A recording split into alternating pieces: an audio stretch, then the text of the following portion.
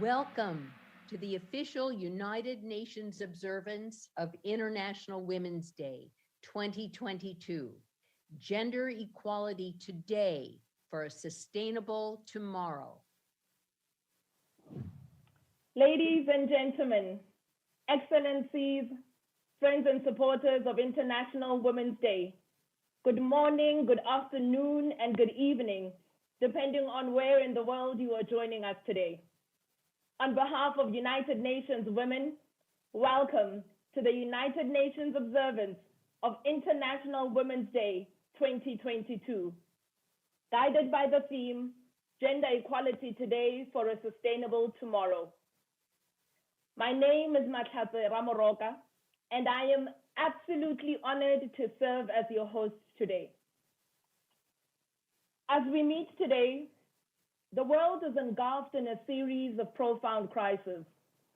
The challenge for a sustainable future appears ever more daunting. But despite the ongoing situation, here's some good news. Available data shows that equality for women and girls can play the winning role in all aspects of sustainable development. As you will learn during our event, the actions and contributions of women and girls continue to shape our future positively. Therefore, my biggest request of you today is to use your eyes, your ears, and keep your hearts open to listen for opportunities and ways for you to either amplify your commitment to this issue or to start contributing towards it, no matter where you are in the world. Before we get started, I would like to encourage you to join us in amplifying this conversation on social media platforms using the hashtag IWD2022. Now it's my honor to introduce our first speaker for today, someone who has been a champion of equality for women and girls his whole life, and who is devoted to solving the climate emergency we are in and creating a sustainable world for all. Recently, we have heard the Secretary General speaking eloquently and passionately about the situation in Ukraine and the brutal effects of conflict. His deep concern with its potential consequences for regional and global peace and security, and a world struggling to recover from COVID-19. He is committed to continue to do everything in his power to contribute to the cessation of hostilities and seek peace in Ukraine and indeed around the world. As he has said, and I quote, "In countries enduring conflict, as we see from Ethiopia to Afghanistan to Ukraine, women and girls are the most vulnerable, but also the most compelling voices for peace." Today, as we face forward with resilience and solidarity, we hear from him on the powerful and vital role of women and girls. Please welcome the Secretary General of the United Nations, His Excellency, Mr. Antonio Guterres. On International Women's Day, we celebrate women and girls everywhere. We celebrate their contributions to ending the COVID-19 pandemic. Their ideas, innovations, and activism that are changing our world for the better, and their leadership across all walks of life. But we also recognize that in too many areas, the clock on women's rights is moving backwards. The pandemic has kept girls and women out of schools and workplaces. They face rising poverty and rising violence. They do the vast majority of the world's unpaid but essential care work. They are targets of violence and abuse just because of their gender. In all countries, women are scandalously underrepresented in the halls of power and the boardrooms of business.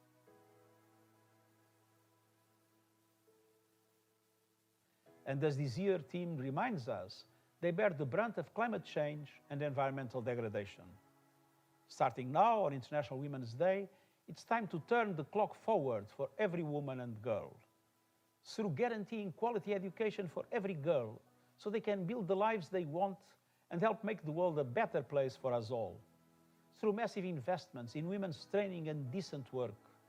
through effective action to end gender-based violence, through bold action to protect our planet, through universal care that is fully integrated into social protection systems, and through targeted measures like gender quotas so we can all benefit from women's ideas, experience, and leadership everywhere decisions are made. Gender inequality is essentially a question of power in a male-dominated world and a male-dominated culture, and power relations must be reversed. So, at United Nations, we have achieved gender parity in senior management at headquarters and around the world, improving our work and better representing the communities we serve.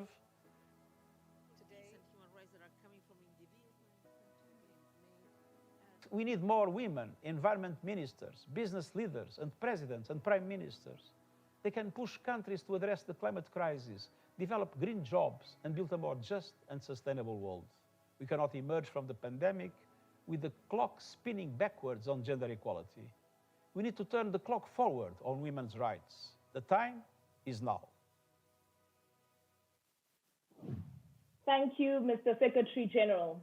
Indeed, the time is now. If there is one message we can all take away from today's event, it's that we cannot afford to wait any longer to take action against the climate and emergency crisis and gender equality more broadly. Act Now is one way you can take action. It is the UN online campaign for individual action on climate change and sustainability. Every one of us can help, be part of the solution, and influence change. Over 5 million actions have been taken to date, and you can go to Act Now UN and add your personal climate actions and contribute to the global count. In this decade, we have a critical and short window to make some much needed and significant changes. In line with the UN's Decade of Action, these coming years are very crucial for increased action and a sustainable world. Now, to set the context of where we are right now, let's take a look at this video. Earth, our only home. Invaluable, but not invulnerable. Are we too late to save it? Climate change is making our world more dangerous, more fragile, more unequal.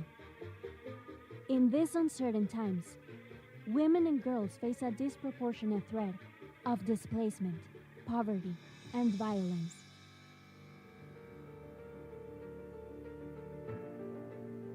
But women and girls are also a powerful force in climate action.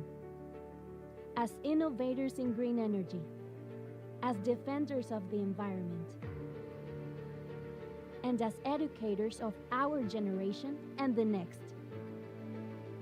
Gender equality is not just a woman's issue. It's the path to our survival. So it's not too late to invest in climate action by and for women. Not too late to empower women entrepreneurs and decision makers at home. Not too late to give voice and power to this next generation of Earth's champions.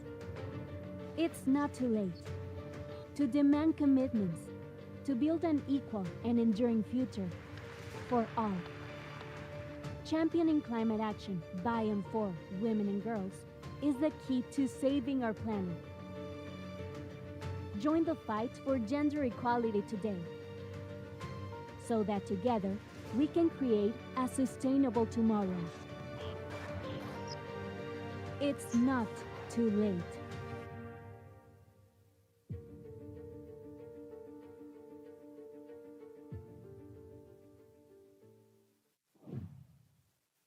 And that is what today's program is all about. And women and girls have a very huge role to play. During our 90-minute program, you will hear from icons you know and icons you will meet, including Dr. Jane Goodall, and 2 champions of the earth whom Time magazine has named among the 15 women in the world leading the fight to save the planet. We will also see performances from environmental rights defenders, a 14-year-old powerhouse singer, and a troupe of Broadway's finest performers to perform the UN Women Anthem. Now, our next speaker is the President of the 76th session of the General Assembly. As Minister of Foreign Affairs of the island nation of the Maldives, our focus today is not an abstract concept to him, but an everyday challenge. The nation of the Maldives and its people are on the front lines of the climate crisis. Let's welcome the President of the General Assembly, His Excellency, Mr. Abdullah Shahid. Excellencies, distinguished delegates, ladies and gentlemen, it is an honor to join you all for the commemoration of International Women's Day. I thank UN Women for organizing today's event. The theme of this year's International Women's Day, Gender Equality Today for a Sustainable Tomorrow, aims to highlight the pivotal contributions of women and girls in tackling climate change, in strengthening disaster risk reduction, and in building more resilient, more sustainable societies. Across societies, the impact of climate change affects women and men differently.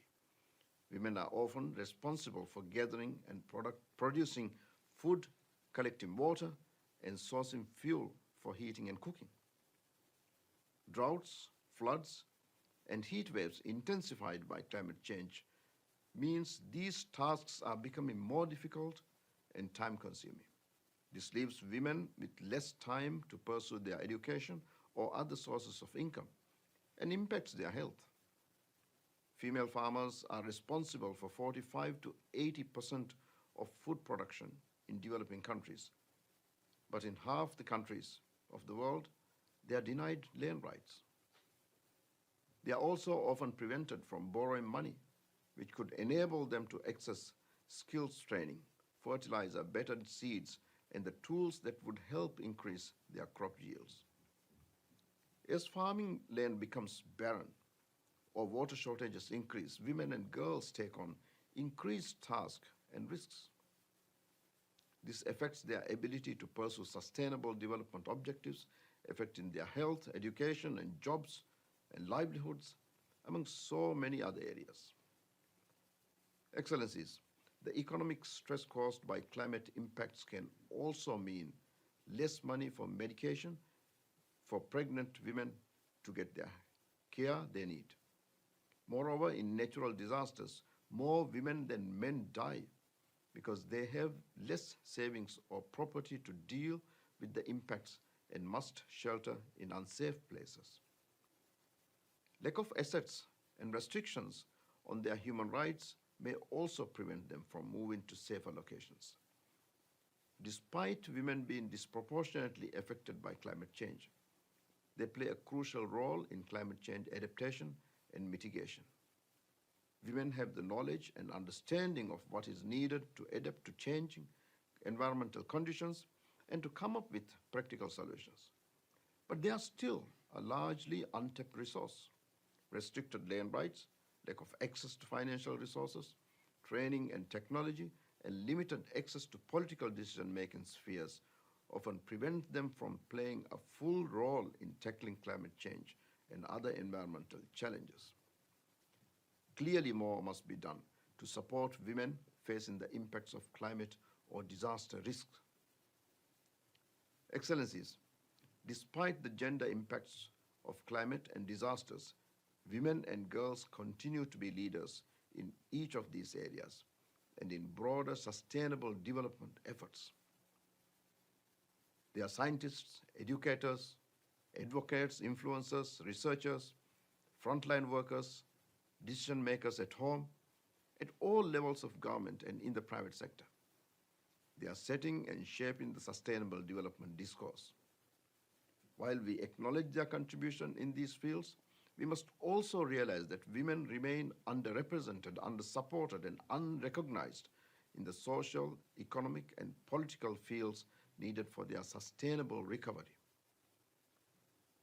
Excellencies, we have adopted development frameworks to guide sustainable efforts, including the 2030 Agenda for Sustainable Development Goals, the Paris Agreement, and the Sendai Framework for Disaster Risk Reduction.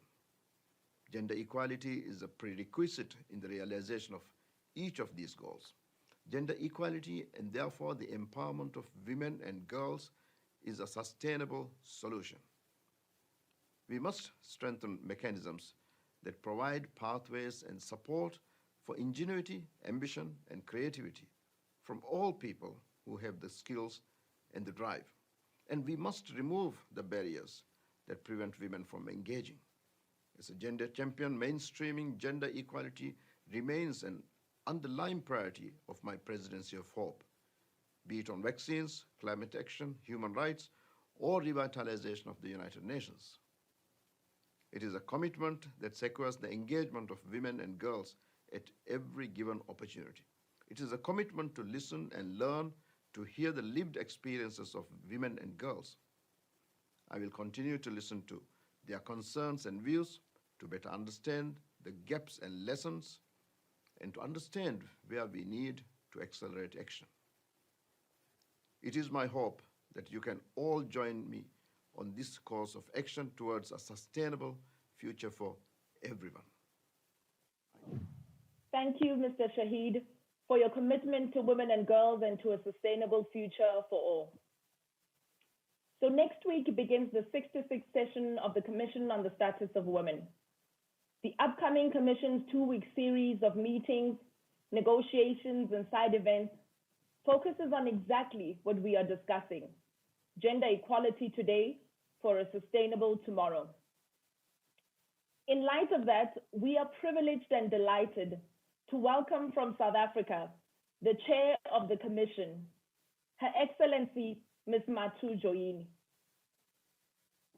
Excellencies, friends, it is my pleasure to join you for the United Nations observance of International Women's Day.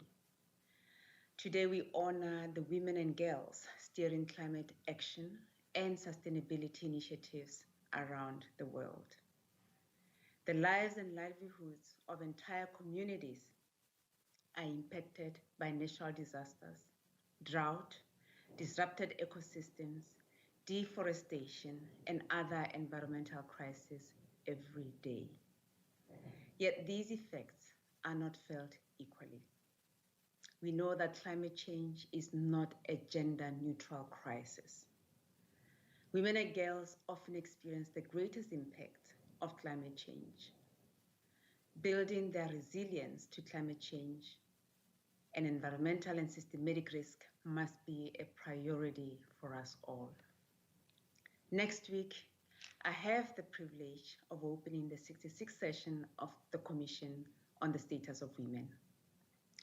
Over the course of 2 weeks, we will hear from environmental champions, governments, and sustainability experts on ways in which we can prioritize the needs of women and girls and elevate their voices in the context of climate adaptation and mitigation. At the same time, member states will discuss the ways in which gender perspectives can more effectively be integrated into climate change, environmental and disaster risk reduction policies and programs. For a sustainable tomorrow, the gendered impacts of climate change must be confronted decisively and urgently. As the main outcome of the session, I am committed to a robust set of agreed conclusions which will place women and girls firmly at the center of climate and sustainability solutions. The COVID-19 pandemic has both compounded the climate emergency and exacerbated existing gender inequalities. Yet, despite these challenges, women and girls today are driving climate and environmental action. Today's program lineup illustrates that women and girls of all ages have emerged as effective and powerful leaders and change makers for climate adaptation and mitigation. I look forward to hearing from many of them today and during the course of the upcoming session of CSW. One of the biggest solutions to the climate crisis, which is the greatest existential threat to humanity and our planet, is the empowerment of women and girls. Let us therefore commit to achieving gender equality in every sphere to ensure that a sustainable tomorrow is within reach for us all. I thank you. Thank you, Ambassador Joyini. We are looking forward to your leadership during the Commission on the Status of Women, as well as the commitments and actions that will be taken to elevate women and young girls to leadership positions. Now, let's take a big picture look at our beautiful planet. We are grateful to have the amazing Youth Poet Laureate of the United States, Ms. Amanda Gorman, presenting her poem, Earthrise.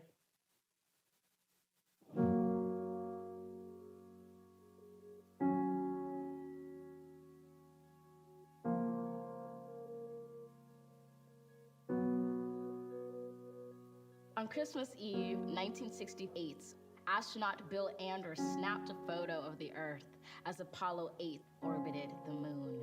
Those three guys were surprised to see from their eyes a planet looked like an Earthrise, a blue orb hovering over the moon's gray horizon with deep oceans and silver skies. It was our world's first glance at itself, a first chance to see a shared reality, a declared stance, and a commonality, a glimpse into our planet's mirror. And as threats drew nearer, our own urgency became clearer as we realized that we hold nothing dearer than this floating body we all call home.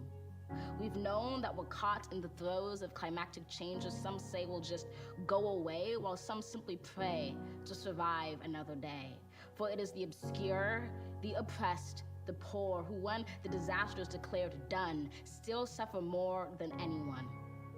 Climate change is the single greatest challenge of our time. Of this, you're certainly aware. It's saddening, but I cannot spare you from knowing an inconvenient fact, because it's getting the facts straight that gets us to act and not to wait. So I tell you this not to scare you, but to prepare you, to dare you to dream a different reality where, despite disparities, we all care to protect this world, this riddled blue marvel, this little true marvel, to master the verve and the nerve to see how we can serve our planet. You don't need to be a politician to make it your mission to conserve, to protect, to preserve that one and only home that is ours.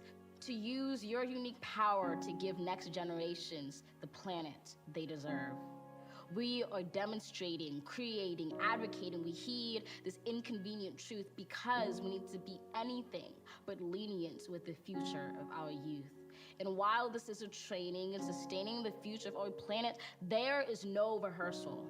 The time is now, because the reversal of harm and protection of a future so universal should be anything but controversial. So, Earth, pale blue dots, we will fail you not, just as we chose to go to the moon. We know it's never too soon to choose hope. We choose to do more than cope with climate change. We choose to end it. We refuse to lose. We do this and more, not because it's very easy or nice, but because it is necessary.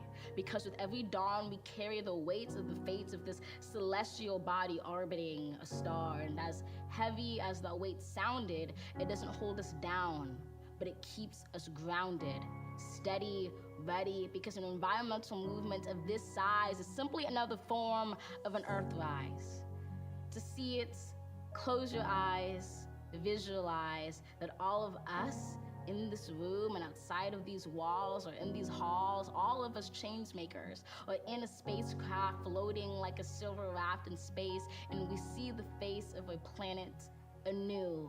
We relish the view, we witness its round green and brilliant blue, which inspires us to ask deeply, wholly, what can we do?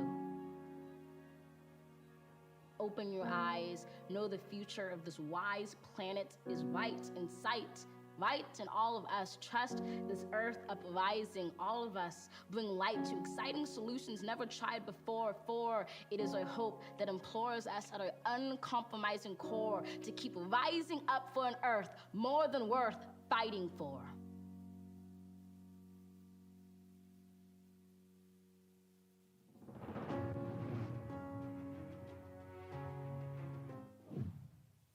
Sometimes there just aren't enough words to express the emotional impact of listening and watching something like that. Amanda Gorman, you are a genius at heart. Thank you for your talent and for your passion. And a heartfelt thanks to the Climate Reality Project for letting us share their video of this unforgettable performance. The UN Under-Secretary General and Executive Director of UN Women is the former ambassador of Jordan to the United Nations. Prior to that, 35 years of leadership experience has encompassed every level, from the grassroots to the national, regional, and international level. As a communications expert, she understands the value of women and girls and their representation being key to a sustainable world.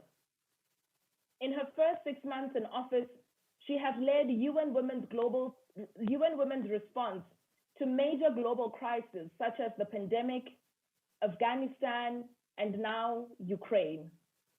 As part of her priorities, she seeks to empower young women and build resilience of all women and girls to unexpected shocks and disasters.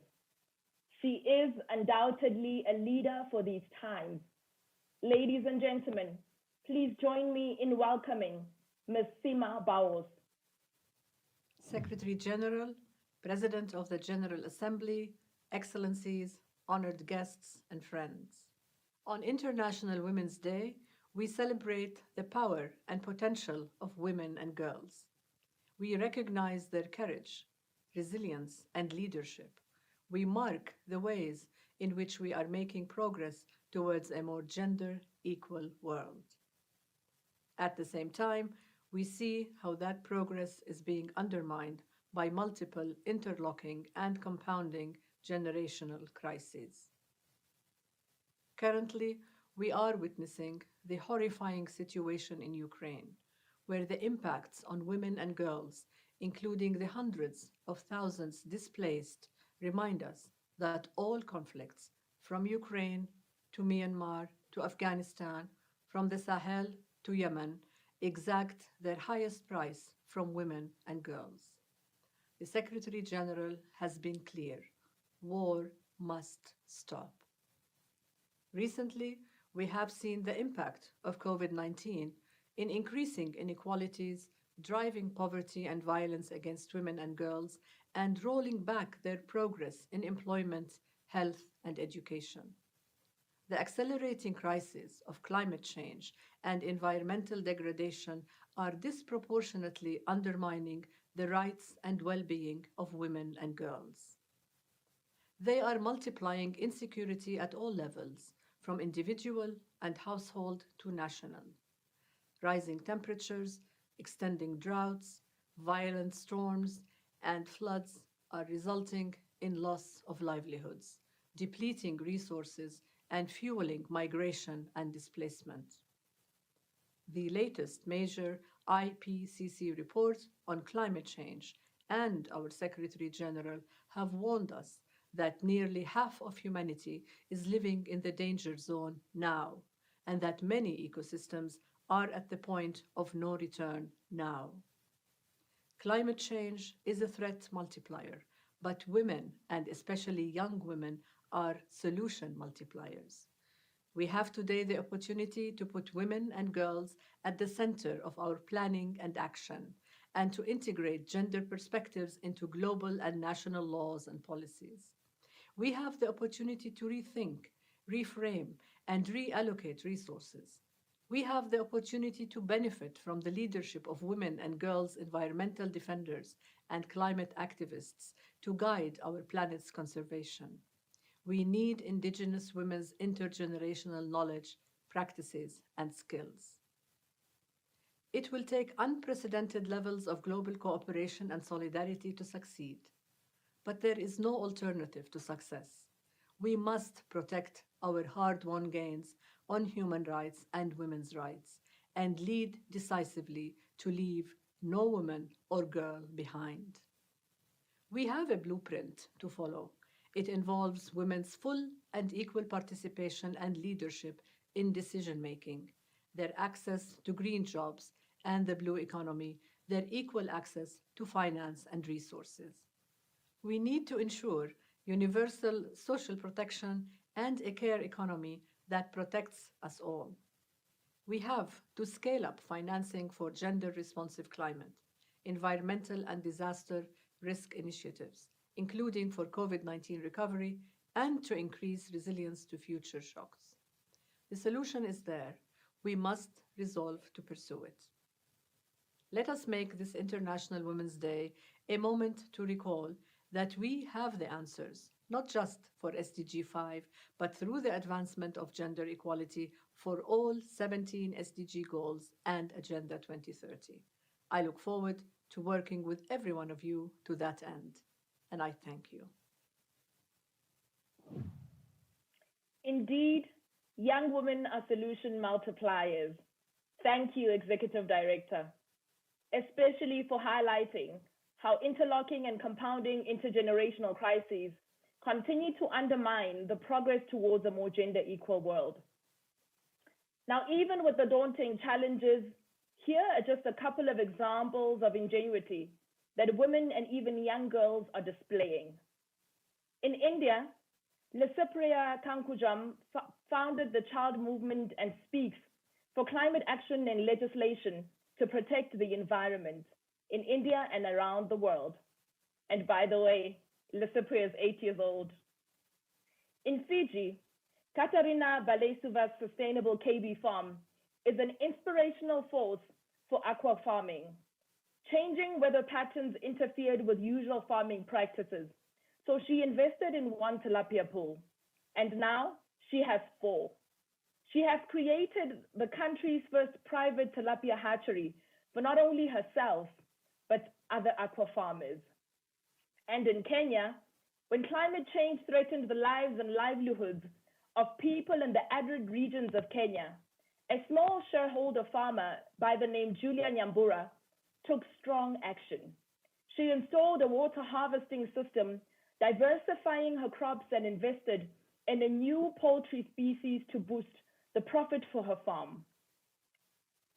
Another example of courage and ingenuity in the face of danger happening in many places around the world is that of women environmental rights defenders who are always in harm's way, literally putting themselves, their lives, and their livelihoods on the line to protect the environment.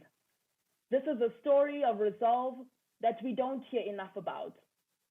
However, today we are privileged to hear from a group from Colombia who are on the front lines and have a powerful message for us.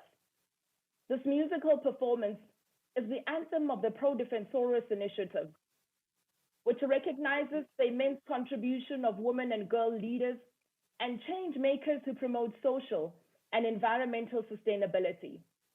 This song originates in Tumaco Narino and is performed by the Cantadoras del Pacifico, an intergenerational group of women interwoven in sisterhood whose performance honors the work of fellow environmental leaders, activists, and defenders.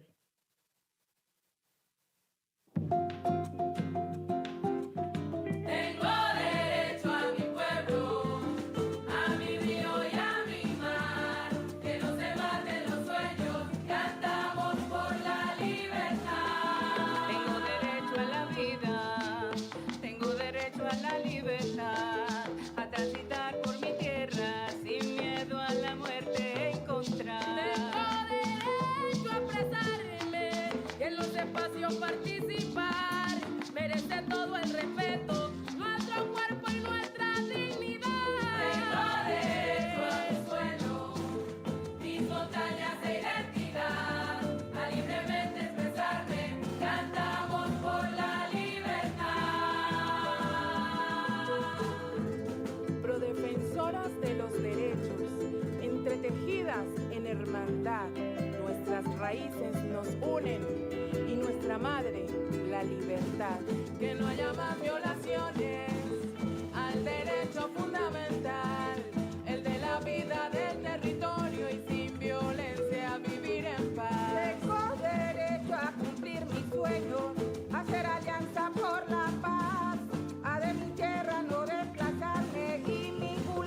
a conservar. Tengo derecho a mi suelo, mis montañas e identidad, a libremente expresarme. Cantamos por la libertad. Cantamos por la libertad. Mujeres defensoras de los derechos. Cantamos por la libertad. Haciendo alianza de paz.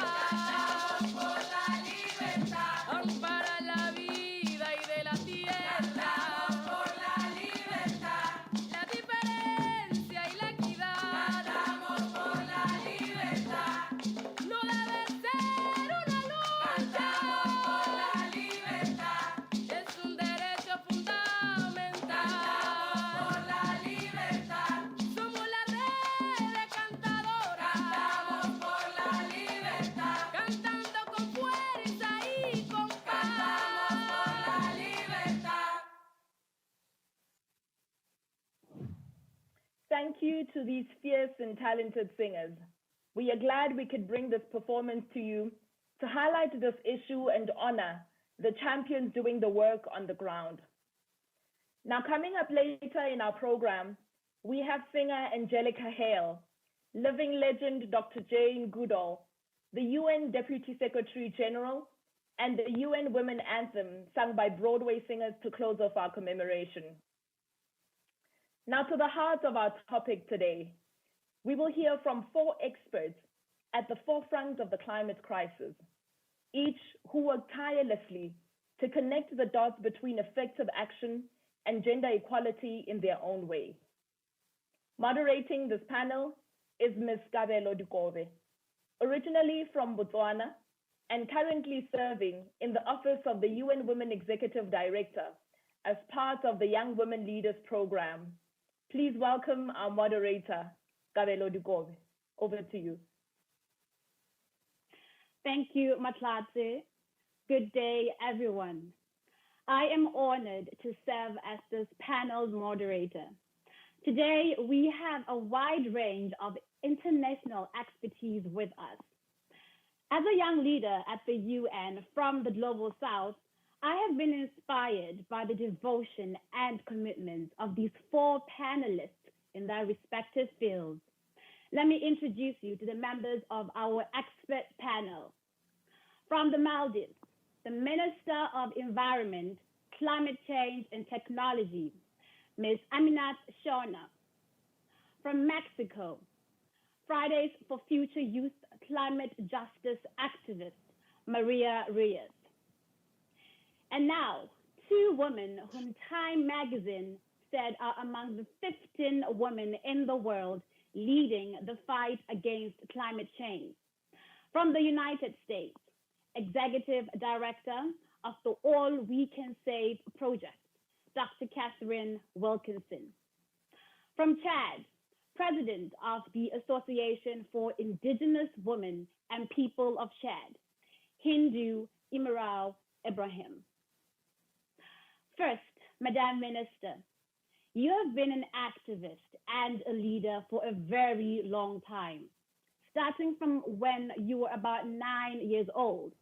And that has led you to COP26 and brought you to a place of power and a formidable seat at the table. Minister, you join us today from the Maldives. How critical are the links between climate sustainability and gender equality in small island states? And how can we mitigate gender biases, particularly harnessing new technologies in climate adaptation and mitigation responses? Thank you. It's a great privilege to be here with you today, and greetings on International Women's Day to all here. Gender equality is certainly very closely interlinked with climate sustainability, particularly in small island developing states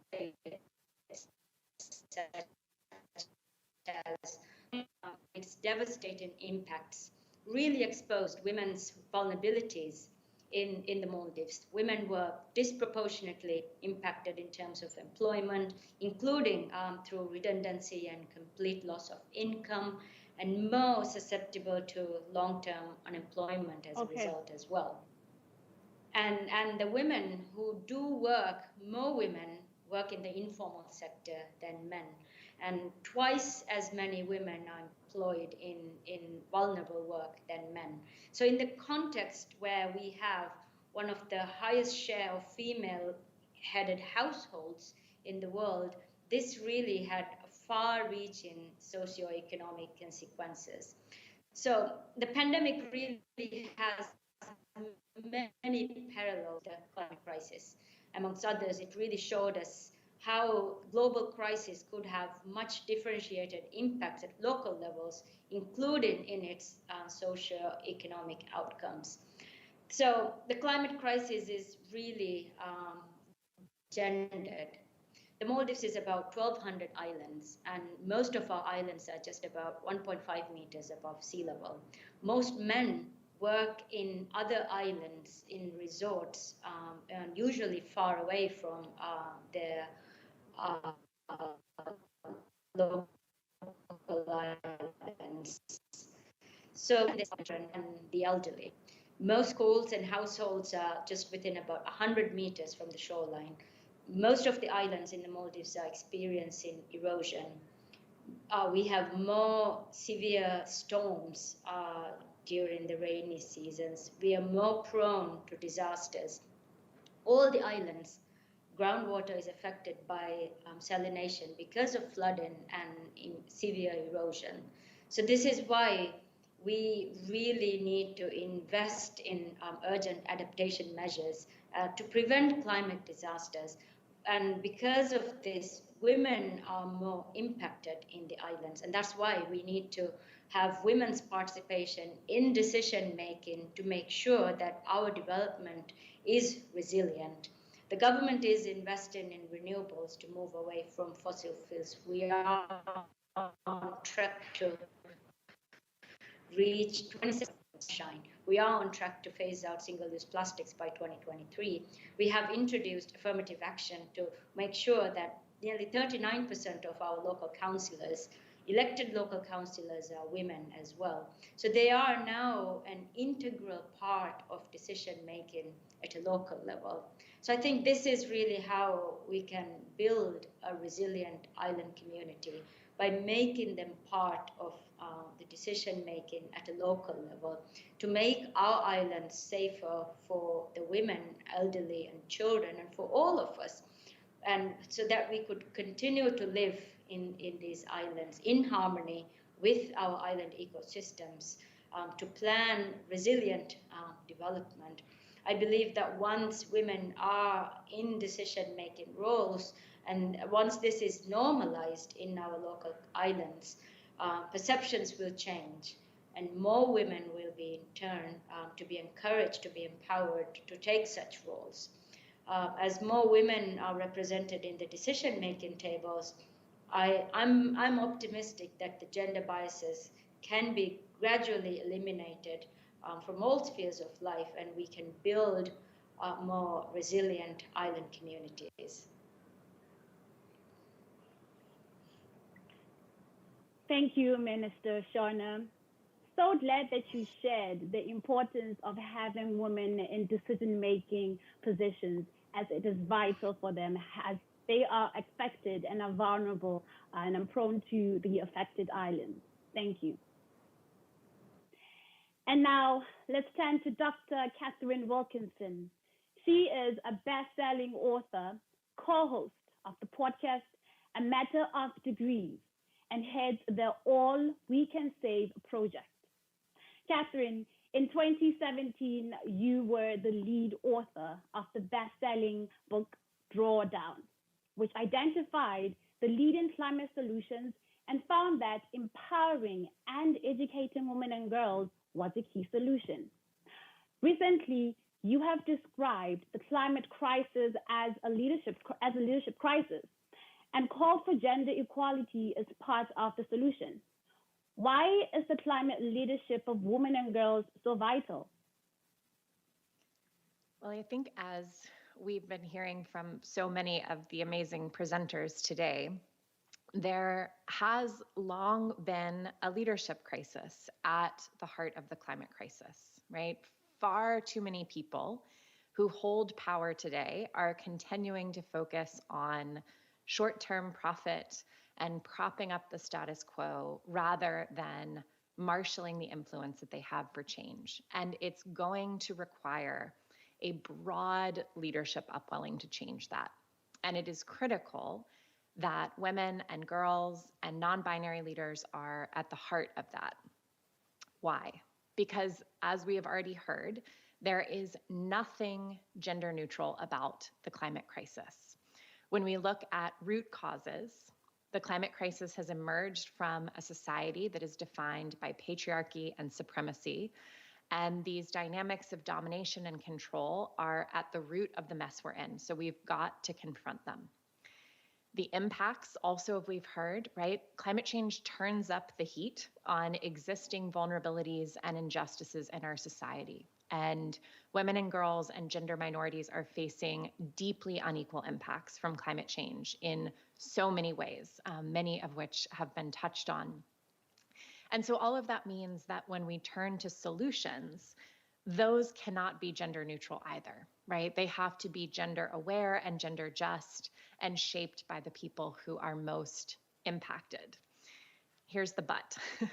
Research shows that underrepresentation and exclusion of women, especially women of color, remains a persistent problem in virtually every decision-making space where we are making choices about our collective climate future. And that is not just unfair, it is setting us up for failure, because research also shows that climate action is more successful, climate policy is better, more land is protected, on, when women are represented and leading equally. And I think it's also worth noting that it's not just about who is leading, but about how, right? Doing this work in ways that embody collaboration, care, creativity, community, courage. This is the kind of leadership that is vital to achieving a just and life-giving future, and it is wide open to people of any gender. And the good news is that despite burdens, systemic barriers, burnout, women and girls are leading on climate boldly and throwing open the doors to welcome more people into this great work of transformation that we have at hand. So this leaderful movement that we so need, that is the crux, I think, of getting to the future that we want, it is on the rise. And I just imagine what might be possible if we threw our collective weight truly behind it. Thank you, Dr. Wilkinson. So profound and so important and vital in times of crisis. Our next panelist is the president of the Association for Indigenous Women and People of Chad and a leading expert in how Indigenous peoples adapt to and mitigate climate change. We have lost connection with Hindu, who is in Chad. She had anticipated some technological glitches. We do have a video of her from the ground in Chad, where she's working with her community. Hi, everyone. Indigenous women are solution makers. They are climate warriors and climate heroes. I would remind to all of us that climate discussions started 30 years ago, and we are still discussing. We have one COP each year, but over the last 30 years, Indigenous women have been acting. They have been fighting climate change on the ground like here, in their communities, in all their various ecosystems. Over the last 30 years, they have found in their traditional knowledge concrete solutions. Solution for water access, solution for traditional medicine, for food security. We have so many examples. I am here today in my communities doing a participatory mapping with all the women. They know better their environment than man. They help map over the 3,000 kilometers square here. When man struggle to identify a place or knowledge, I call a woman and they correct and fix all what is needed. So when leaders, basically man, where they discuss again and again in Rio, in Paris, in Copenhagen, even in Glasgow, indigenous women were active. This is why we indigenous peoples protect the 80% of the world's biodiversity. And for that, women are the best. We take care of our forests, of our savannas, of our coral reef. Because of indigenous women, nature is our pharmacy for our children. It is our supermarket to feed our families. Ask an indigenous woman. We always consider that nature is the best husband. Mother Earth brings food, clean water, fresh air without complaining. And Mother Nature will never cheat on you. For me, it is time for man to listen to women. It is time for classic science to listen to indigenous women. It is so to give these women the power to change things, both at the international level, in negotiation, but mainly on the ground, because we need action now. Give us the money, give us the respect of our rights, and you can see the solutions. You know, in the COP26, all indigenous peoples put such a pressure. We got 1.7 billion promised to help our solutions. But now this money need to arrive in this community, in these women here. In the COP27, we will check if the money that have been promised here at the COP26 reach to the communities in each countries that listed, because we have to act, and women are the best one who can fight. But I have 3 wishes to you. You know, the gender equality is everywhere. It is not an item on the agendas. It is a way of life. To do it, we wanted to give it to our doctors. So today, with internationals, I wish International Women's Days for all the women, but for all the peoples also. We need firstly the trust to ensure the women leadership in environmental projects. I have developed a lot of projects with the women, and I can assure you that one of them give a woman right to the land in order to get adapt and mitigate to the climate change. So we need that trust. Second, we need the sharing with the elders, with the children, with the vulnerable communities that can help us to get the respect on the violence against women. We have no time for conflict or violence between man and woman. We must focus all our effort to fight the environmental crisis, and women can do that better. We have no time for the violence and the sexism. Last one, it is the right. It is a dark time with the COVID, climate change, conflict. But from this darkness, we need to answer by ensuring our rights as indigenous women are fully respected in the communities. And today, some of the young girls, as those who are here, don't have the right to go to school or to choose the husband or to earn the land. So we need to demonstrate it is possible. It is not a fatality. For instance, last year, some of the indigenous girls are going to school. I wanted to see them on the upcoming years. They move from this darkness and we turn it into the light. We can get a hope with all of you here. Happy International Women's Day to all of you. Thank you. Thank you, Hindu. Indeed, the role of indigenous women in climate action cannot be reiterated enough. Next up, Maria. You are a full-time youth climate activist, making an impact globally at only 19. You are also a leading member of the Generation Equality Action Coalition on Feminist Action for Climate Justice, and are a fierce fighter for the most vulnerable communities facing climate change. So Maria, what are the most critical issues related to gender equality and environmental sustainability? And how does the UN Generation Equality Forum Action Coalition advance these goals? I also want to know, why is it important to use an intersectional approach that prioritizes the well-being of the most vulnerable women and girls in response to the climate crisis? Thank you, Kevella, for this question. To address the intersectional aspect of the climate emergency, we need to recognize that the climate crisis is a crisis of inequalities. So the communities who are the most affected are not the most responsible ones for causing it, and the countries and companies who are the most responsible are not even suffering the impacts, nor taking the responsibility to repair the damages. Being most affected includes experiencing direct climate impacts, such as floods, wildfires, typhoons, but also experiencing the oppression of systems such as racism, classism, patriarchy, ableism, and others that are complicit with the structural causes of climate crisis.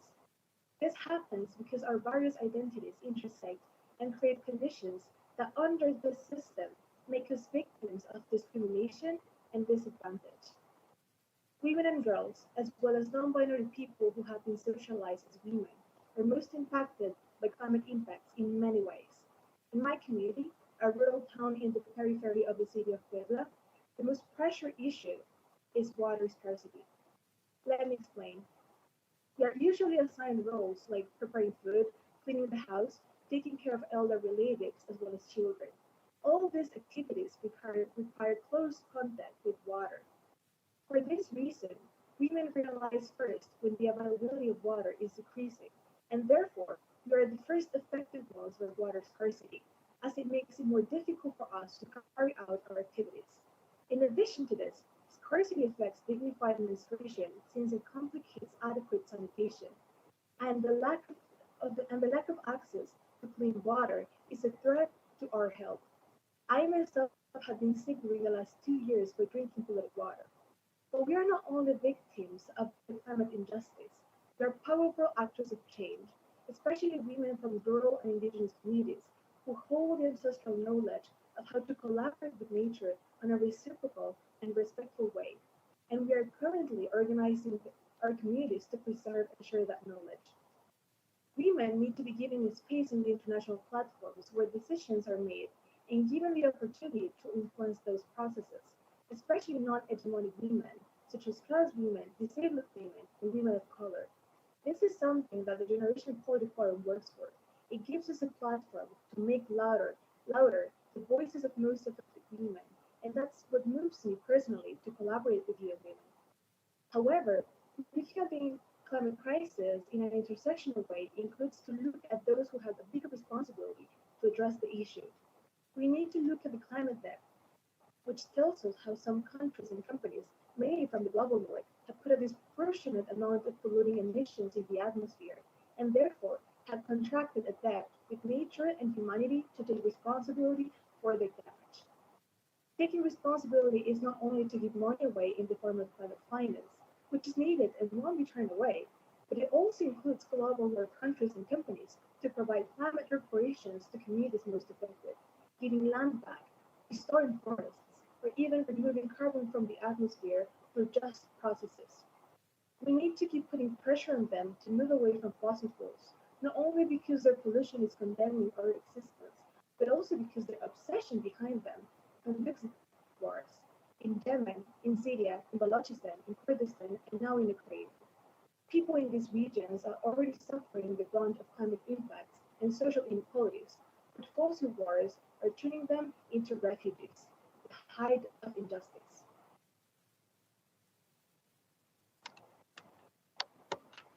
Thank you, Maria.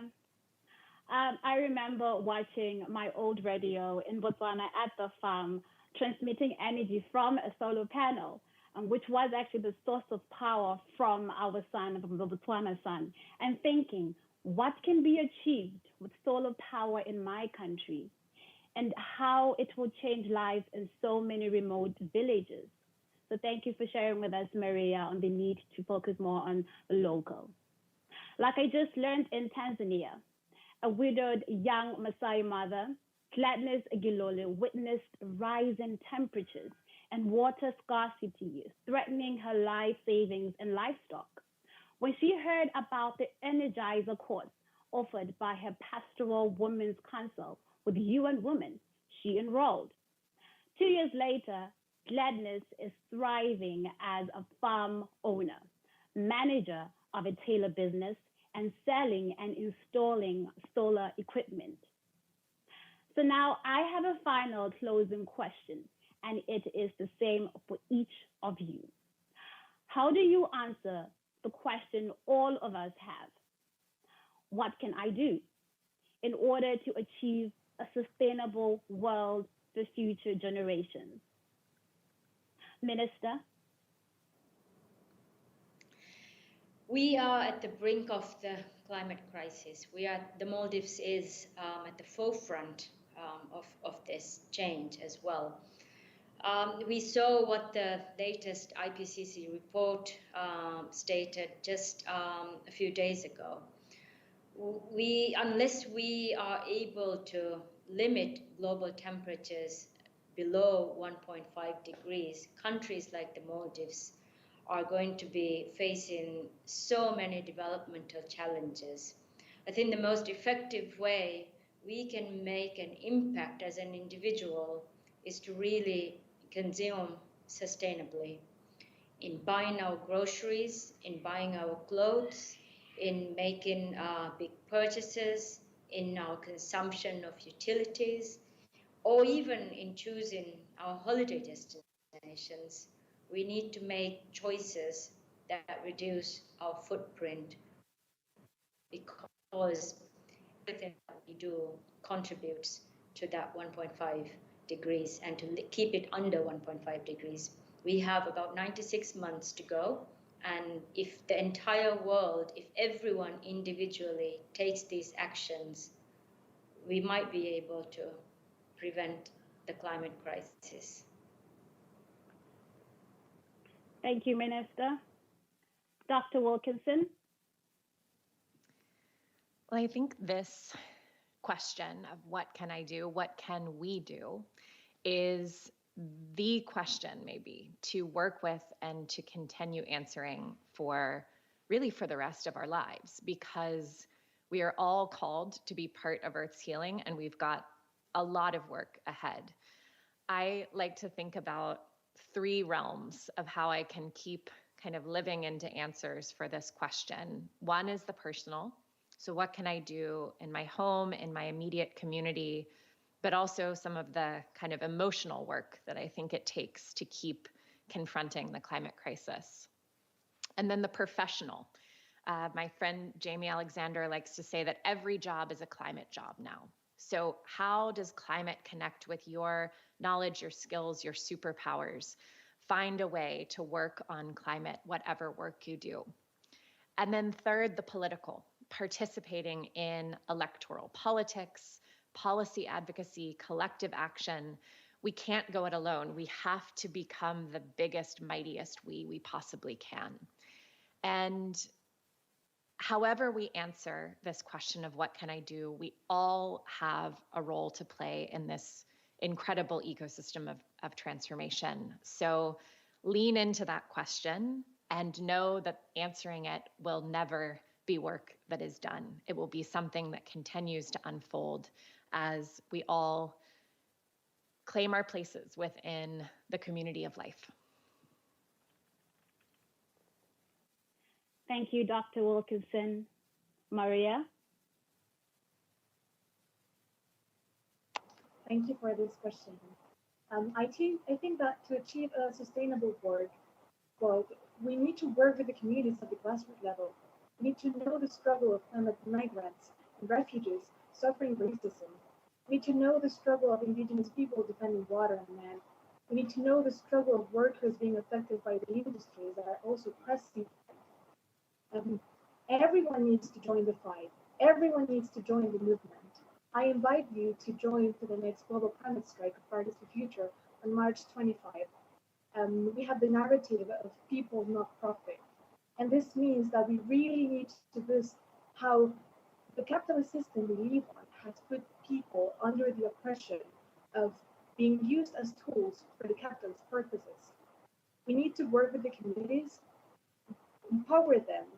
listen to them and make ourselves present and make them know that we are here to support them and we are here to make their voices louder.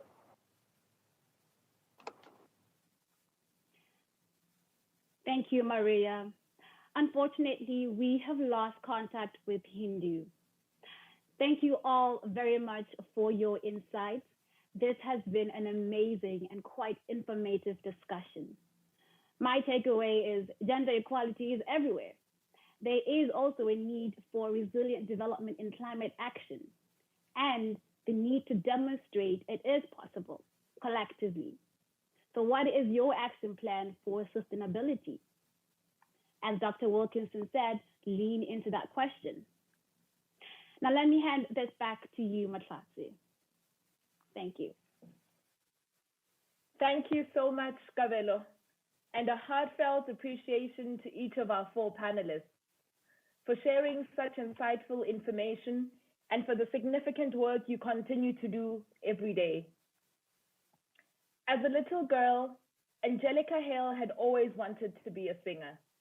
In 2012, she was only 4 years old when she was suddenly struck with an illness which would lead to sepsis, permanently scarring her lungs and destroying her kidneys. She spent 80 days in the hospital fighting for her life and wondering if her dreams of becoming a singer would ever come true. With the help of a kidney transplant from her mother, she survived, literally against all odds. She's now 14, and well, I'll let her tell the rest. Hello everyone, I'm Angelica Hale, singer and runner-up on America's Got Talent 2017, and 2-time Golden Buzzer recipient.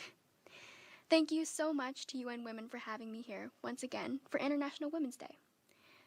First, I want to give my thoughts and prayers to the people of Ukraine.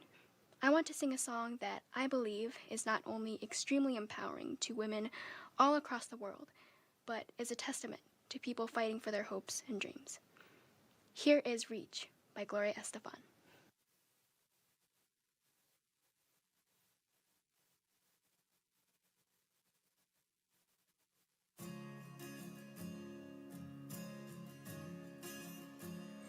Some dreams live on in time forever. Those dreams you want with all your heart,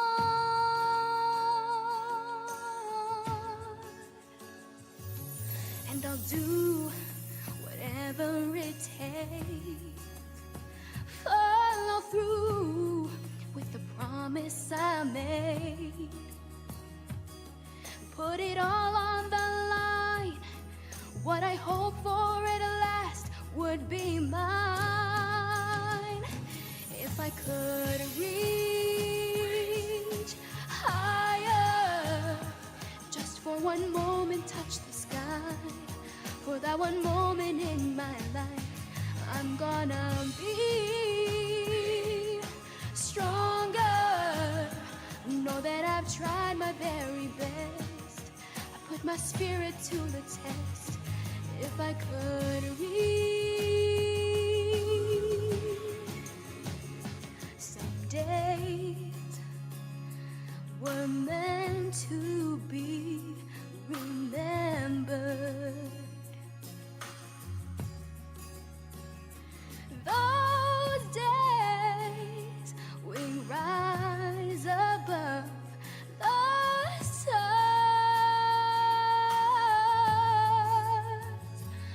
and so I'll go the distance this time, seeing more the higher I climb, and the more I believe, all the more that this dream will be mine. If I could reach higher, just for one moment touch the sky. For that one moment in my life, I'm gonna be stronger. Know that I've tried very best. I put my spirit to the test. If I could reach,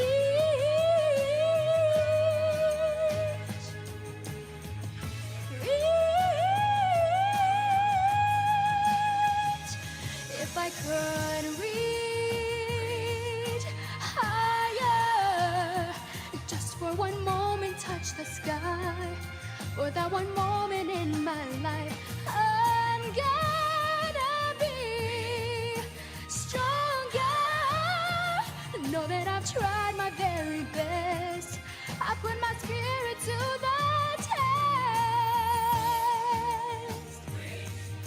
Higher, just for one moment touch the sky, for that one moment in my life, I'm gonna be stronger.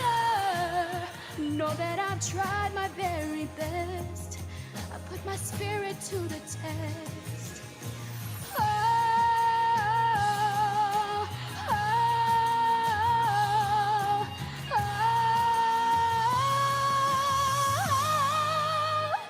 If I could reach.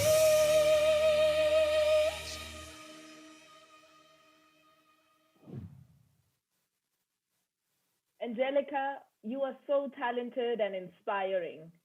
I hope that we are able to give your generation and the generations to come a healthier and a safer planet. Your story truly exemplifies that nothing is impossible.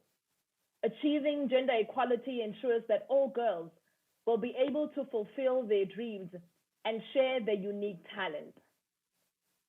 Now, I am so pleased to have the honor of introducing world-renowned ethologist and conservationist, Dr. Jane Goodall, whose pioneering chimpanzee research has transformed scientific perceptions of the relationship between humans and the rest of the animal kingdom. The Jane Goodall Institute was established in 1977, now has 24 global offices, and has become a global leader in chimpanzee and habitat protection through Jane's innovative community-led conservation approach. The Institute leads the way in trailblazing, science-driven programs, advocacy, animal welfare at its sanctuaries and beyond, as well as a youth empowerment program through Jane Goodall's Root and Shoot program, now in over 50 countries worldwide. Prior to the COVID-19 pandemic, Dr. Goodall was traveling nearly 300 days a year on a perpetual world tour, speaking in response to current challenges. Dr. Goodall and the Jane Goodall Institute created Virtual Jane, a way to connect with audiences virtually from her family home in Bournemouth, England, where she was born, through remote lectures, media interviews, countless recordings, and her popular podcast, the Jane Goodall Hopecast. Dr. Goodall is a UN messenger of peace and a dame of the British Empire. Her many awards and honors are too numerous to list, but include becoming the Templeton Prize Laureate in 2021. She's a prolific author. Jane's newest book, titled The Book of Hope, A Survival Guide for Trying Times, could not be more timely. Today, her mission has evolved into a quest to empower every individual to make the world a better place for people, animals, and the planet.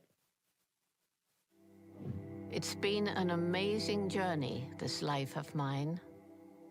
This planet has filled me with the wonder of all living things, great and small. We cannot ignore this earth that surrounds us, that feeds us, shelters us, replenishes our bodies and our souls, and stretches our imaginations, where animals, plants, air, water, all care for us. We're all interconnected. People, animals, our environment. When nature suffers, we suffer.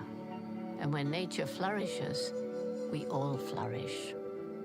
I do believe in the possibility of a world where we can live in harmony with nature, but only if every one of us does our part to make that world a reality, so that when you look back over your journey, your life, you can truly say, I did make a difference.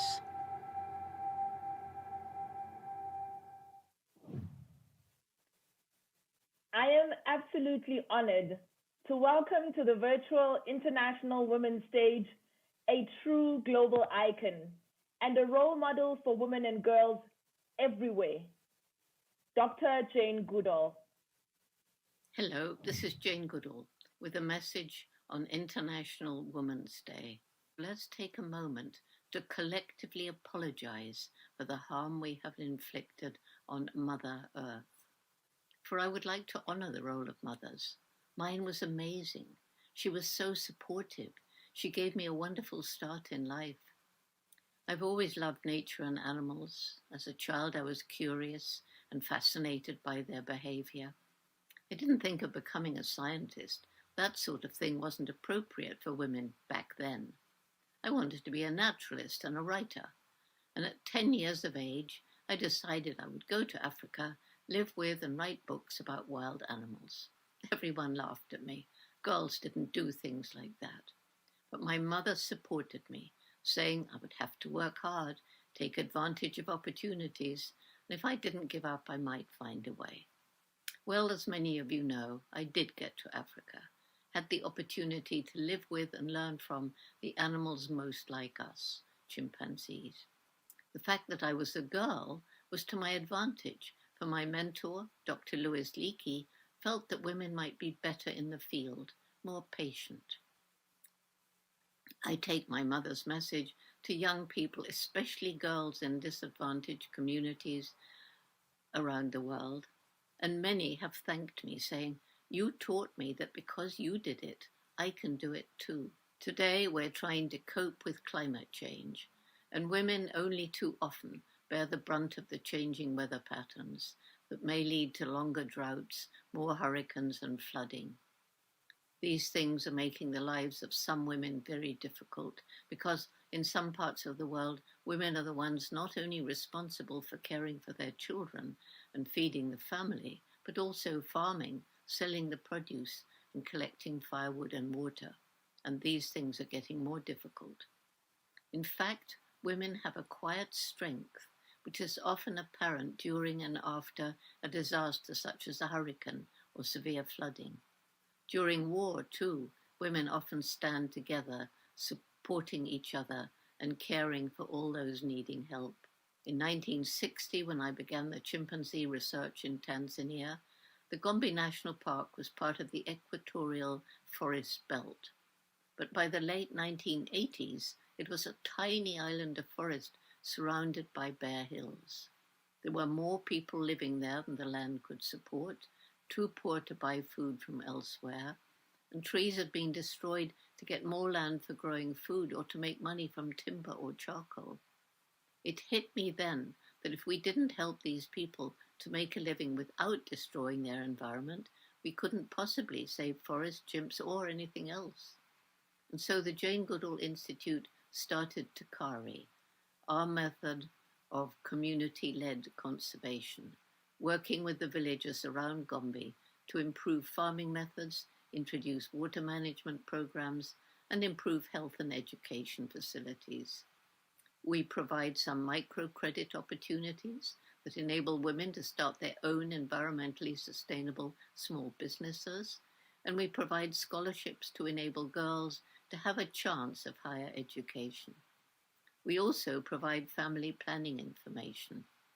Many parents know that one way out of poverty is a good education for their children, and they can no longer afford to educate the 8 or 10 that were normal when I arrived. Once people understand that protecting the environment isn't just for wildlife but their own future, they become our partners in conservation. The forests are reappearing around the national park. Existing forests throughout chimp habitat are being protected, and this is working in 6 other African countries. All these forests are absorbing carbon dioxide from the atmosphere and regulating temperature and rainfall. Indigenous people are the traditional custodians of the earth, and in many tribes, women play a very important role in advancing a more sustainable relationship to the natural world. It's desperately important that their voices are listened to as we tackle climate change. The Paris Agreement of 2015 specifically included the need to empower women in climate decision-making, and since then, all around the world, in businesses, politics, local communities, and science, the role of women has increased. Many of those urging decision-makers in politics and business to take steps to control emissions of CO2 and other greenhouse gases, or protesting the destruction of the natural world for yet another road or shopping mall or oil well. Those voices are from women and girls. Because so many women are on the front line of the climate change fight, they're uniquely situated to be agents of change, to help find ways to mitigate the causes of global warming and to adapt to its impacts on the ground. And it's shocking that these women, particularly Indigenous women, are, I'm told, especially vulnerable to rising threats and acts of violence. I want to end by saying that because the problems we face globally are so great, it's desperately important that the voices of all those seeking to protect our future are heard, male and female, old and young. That's a message for all of us on this International Women's Day. Thank you.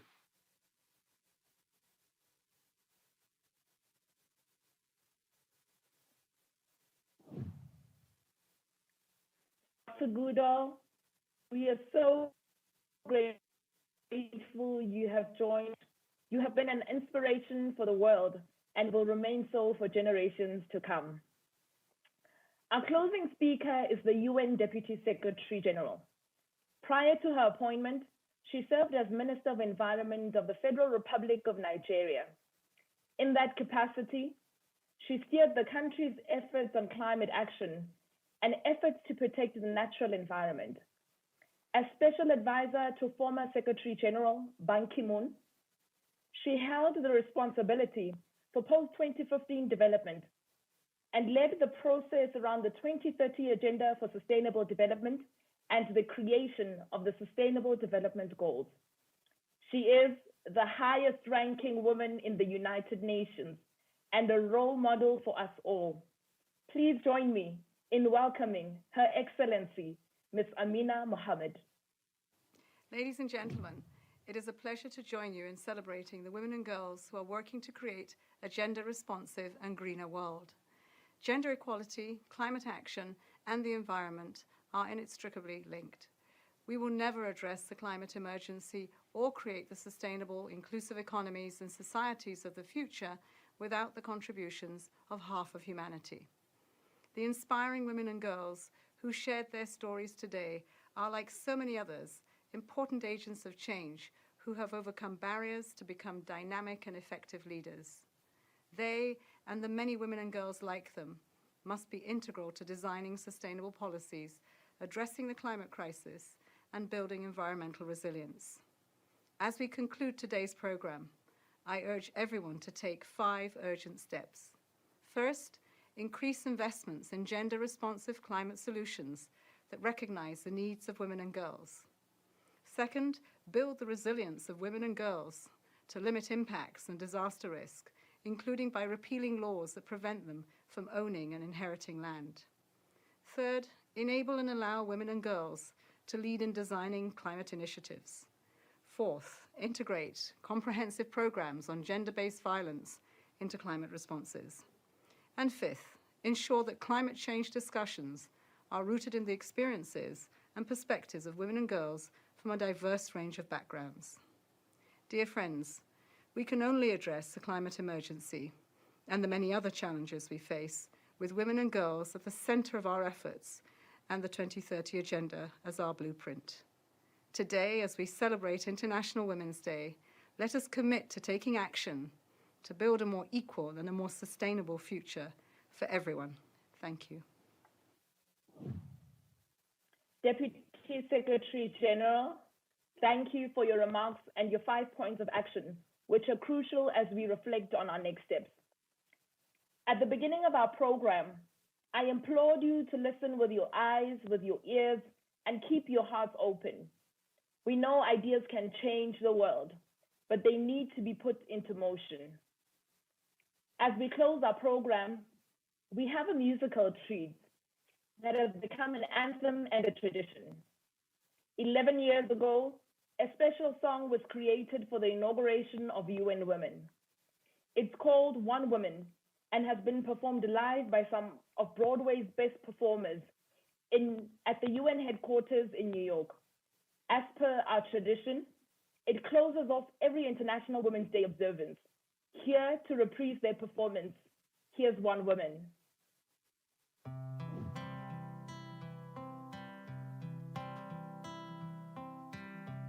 In Kigali, she wakes up, she makes a choice. In Hanoi, Natal, Ramallah. In Tangier, she takes a breath, lifts up her voice. In Lahore, La Paz, Kampala. Though she's half a world away, something in me wants to say, we are one woman. You cry and I hear you. We are one woman. You hurt and I hurt too. We are one woman.